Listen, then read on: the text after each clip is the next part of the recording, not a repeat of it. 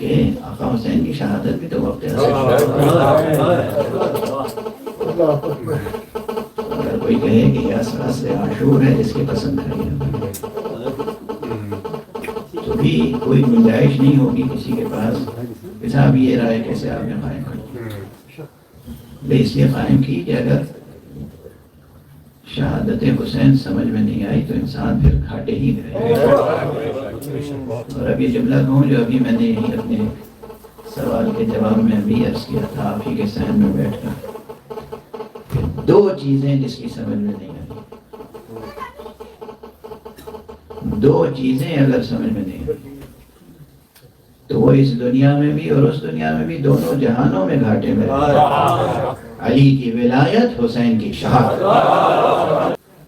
اور میں خدا کی قسم کھا کے کہہ سکتا ہوں یہ میرا ایمان ہے، یہ میں خدا کی قسم کھا کے کہہ سکتا ہوں، خدا کے سامنے خدا کی قسم کھا کے کہہ سکتا ہوں،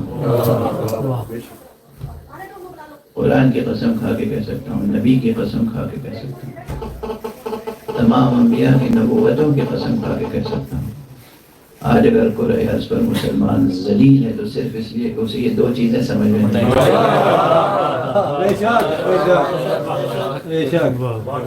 علی کی ولایت اور حسین کی شہادت۔ اگر انسان یہ سمجھ لے، انسان مسلم، انسان مومن، بہرحال یہ ارشاد باری، اب یہاں میں نے دو مثالیں دی ہیں، ابھی بحث مکمل ہوگی، یہ اشارے ہیں کہ کتنے گوشے صرف پہلے فقرے پر گفتگو کے۔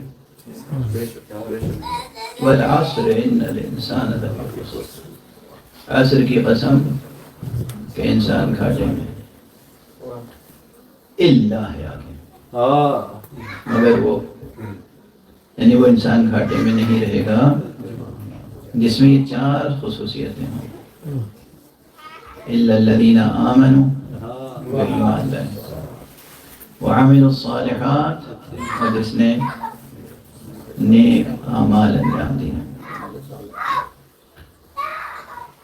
وتواصوا بالحق، اور جس نے ایک دوسرے سے حق کی وصیت کی، حق کی تاکید کی، وتواصوا بالصبر، اور جس نے صبر کی وصیت، صبر کی نصیحت، صبر کی تاکید کی۔ بظاہر یہ سورہ بہت مختصر ہے، مگر بہت پہلے میں نے کہیں یہ جملہ عرض کیا تھا، اس سورہ کی شان بھی سورہ حمد سے کم نہیں ہے۔ یقین کیجیے جو کچھ پورے قرآن میں ہے وہ اس سورہ میں سمٹا ہوا ہے۔ یہ سورہ اپنے اختصار کے باوجود ایک مکمل کتاب ہے،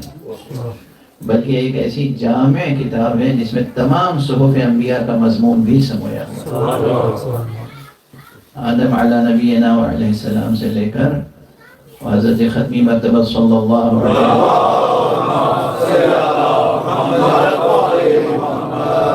جتنے انبیاء پہ صحیفے آسمانی نازل ہوئے اور کتابیں نازل ہوئی، ساری کتابوں کا خلاصہ یہ سورہ بھی ہے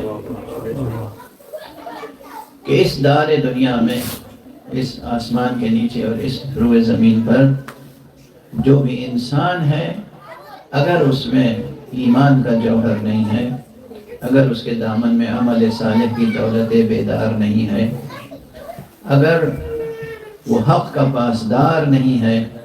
اور اگر وہ صبر پر ثبات قدم سے گامزن نہیں ہے اور دوسروں کو گامزن رہنے کی دعوت نہیں دیتا، تو پھر اس کی زندگی خسارے کا سودا ہے۔ یہ